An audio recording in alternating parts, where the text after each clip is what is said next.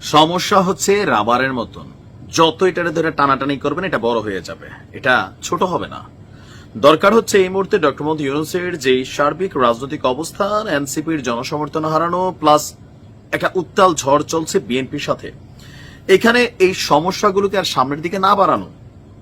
কিন্তু আজকে প্রধান উপদেষ্টার সাথে বাংলাদেশ জামাত ইসলাম, বিএনপি এবং কি বলা হয় যে ধরেন এনসিপির তিনটা দলের আলাদা আলাদা বৈঠক হয়েছে। তো এনসিপি বৈঠক শেষে তারা যে তথ্য দিছে যে তারা ডক্টর ইউনূসের কাছে কি কি প্রস্তাব রাখছে, এই প্রস্তাব যদি ডক্টর ইউনূস বাস্তবায়ন করে তাহলে বিএনপির সাথে আরো বড় একটা কনফ্লিক্ট তৈরি হবে। কোন ইস্যুতে? মেয়র স্ট্রাইক ইস্যুতে। ঝুকাঙ্গা না ইসালা, এরকম অনেকটা স্টাইলে আছে এনসিপির নেতারা। ইশরাকের এই পথটা বিলীন হয়ে যাবে যদি ডক্টর মোহাম্মদ ইউনূস এনসিপির সিদ্ধান্তগুলোকে বাস্তবায়ন করে। কি কি প্রস্তাব দিয়েছে আসুন দেখি। আপনার কিছুক্ষণ আগে বৈঠক শেষে এক সংবাদ সম্মেলন করেছে এনসিপির আহ্বায়ক নাহিদ ইসলাম। সংবাদ সম্মেলনে প্রধান উপদেষ্টাকে 5 বিষয়ে আপনার তারা অনুরোধ জানিয়েছে অথবা প্রস্তাব দিয়েছে যেগুলো যেন সরকার বাস্তবায়ন করে। তো আসুন দেখি নাহিদ ইসলামের বক্তব্য। তিনি বলছেন, আজকের এই আলোচনায় আমরা ডক্টর মোহাম্মদ ইউনূসের প্রতি সমর্থন জানিয়েছি, গুড। পাশাপাশি আওয়ামী লীগ নিষিদ্ধের বিষয়ে একটা দাবি ছিল আমাদের, যেটা 30 কার্যদিবসের ভেতর বাস্তবায়ন করার কথা ছিল, এ বিষয়ে আলোচনা হয়েছে। আচ্ছা, পাশাপাশি আমরা প্রধান উপদেষ্টাকে বলেছি জুলাই আন্দোলনে যারা আহত ও শহীদ হয়েছেন তাদের পুনর্বাসনের বিষয়টিও ধীর গতিতে চলছে। আরেকটি বিষয়ে আলোচনা হয়েছে, এটাই হচ্ছে ইশরাকের জন্য ঝামেলাযুক্ত ইস্যু। আওয়ামী লীগের আমলে মানে শেখ হাসিনার আমলে যে সকল নির্বাচন হয়েছিল সেগুলো বিতর্কিত ছিল, ফাইন। তাই সেই পূর্বের নির্বাচনগুলোকে আইনগতভাবে অবৈধ ঘোষণার জন্য প্রধান উপদেষ্টাকে আহ্বান জানিয়েছেন। এই জায়গাটা পেঁচাইল্লা জায়গা, আবারও বলি, পূর্বের নির্বাচনগুলোকে আইনগতভাবে অবৈধ ঘোষণার জন্য প্রধান উপদেষ্টার কাছে বলছে। এখানে একটু শব্দগত পার্থক্য আছে, দেখেন। বলছে শেখ হাসিনার আমলে যে সকল মানে সব নির্বাচন, এখানে জাতীয় নির্বাচনের কথা বলে নাই।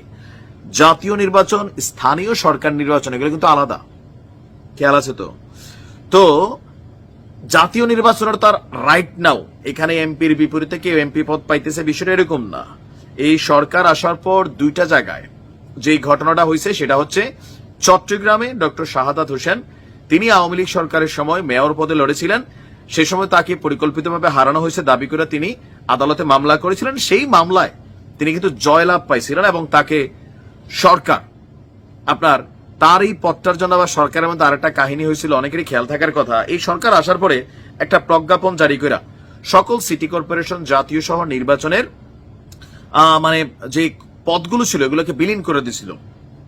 যখন চট্টগ্রামে চসিকের মেয়র ডক্টর শাহাদাত তিনি আদালত থেকে রায় পাইলেন, তখন আরেকটা প্রজ্ঞাপন জারি করা হলো যে চট্টগ্রাম ছাড়া বাকি 11টি সিটি কর্পোরেশন, সম্ভবত আমার যদি ভুল না হয়, চট্টগ্রাম ছাড়া। কেন চট্টগ্রামে ডক্টর শাহাদাত তিনি বিএনপিরই, এটা সরকার দেখলাম প্রজ্ঞাপন করলো। কেন করলেন?